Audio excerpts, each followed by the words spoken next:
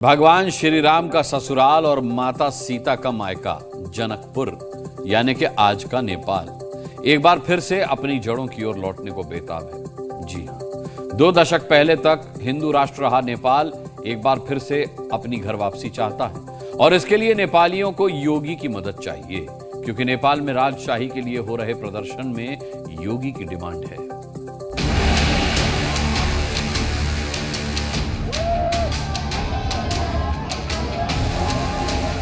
नेपालियों को आस, योगी दिलाएंगे इंसाफ। योगी आदित्यनाथ इंडिया में जो भी पॉलिटिकल हायरार्की हो वो एक गुरु है, धार्मिक गुरु है। चीन के चंगुल से मुक्त कराएंगे योगी। अब बहुत जल्द ही राजा जो है राजतंत्र यहाँ नेपाल में जरूरी है और आएगा भी। राष्ट्र अगर नेपाल में आएंगे तो हिंदू राज्य भी कायम रहेगा। ये हिंदुत्व के लिए एक नेपाल ही नहीं पूरी दुनिया में सब हिंदूवादी सब लोग सामने आएंगे। नेपाल क्या फिर से हिंदू राष्ट्र बनने वाला है और नेपाल के लोगों को इसके लिए योगी आदित्यनाथ से ही उम्मीद है।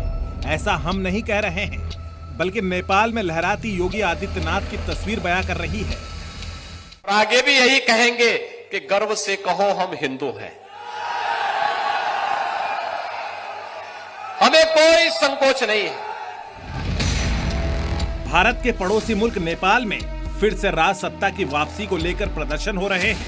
सबसे खास बात यह है कि इस प्रदर्शन में उमड़ी भीड़ के हाथों में योगी आदित्यनाथ की तस्वीरों वाले पोस्टर हैं, जिस पर राजतंत्र पुनः स्थापित करें योगी आदित्यनाथ का संदेश लिखा था। अचानक नेपाल में राजतंत्र की वापसी की डिमांड और उसे पूरा करने के लिए योगी से मांग आखिर कैसे हुई, इसके लिए पूरा मामला समझिए। आरोप है कि नेपाल में मौजूदा केपी शर्मा ओली की सरकार की नीतियों और भ्रष्टाचार से लोग परेशान हैं। करप्शन ही नहीं, राजनीतिक अस्थिरता के चलते भी नेपाल के कई लोग राजशाही फिर से लागू करने की मांग कर रहे हैं। इसके लिए हजारों लोगों ने नेपाल के पूर्व राजा ज्ञानेंद्र के समर्थन में सड़क पर प्रदर्शन किया। पोखरा से काठमांडू लौटने पर राजावादी संगठनों और राष्ट्रीय प्रजातंत्र पार्टी ने रैली निकाली। इस दौरान लोगों के हाथों में जो पोस्टर थे उनमें योगी से भी नेपाल में राज सत्ता लाने में मदद की अपील की गई है। निराशावादी जो गवर्नमेंट से, जो राजनीतिक दल से, बड़े दल से जो आदमी निराश है वो लोग आए हैं, अपने राजा को खोज रहे हैं। 63-64 का जो आंदोलन हुआ वो आंदोलन का जो दौर था वो राजा को हटाने के लिए, राजा ये इस हिंदू राष्ट्र को हटाने के लिए नहीं था। हिंदू गणतंत्र ले आकर के जो कि धर्म को जो है व्यापार इन लोग बनाए, जो जिस देश में जो स्वाधीनता जो था वो स्वाधीनता का नष्ट किए सब, उसी के विरोध में आज हम लोग एक विश्व भर एक हिंदू राष्ट्र नेपाल और नेपाल राजतंत्र के हम लोग आवश्यक मानते हुए गणतंत्र जिस तरह से हम लोग मिलकर लेके आए। राजनीतिक दलों ने यहाँ पे जो गणतंत्र के नाम में जो लूटतंत्र मचा रखा है, इससे आजित होकर जनता जो है अभी हिंदू राष्ट्र सहित का राज संस्था का मांग करके सड़क में आंदोलित है।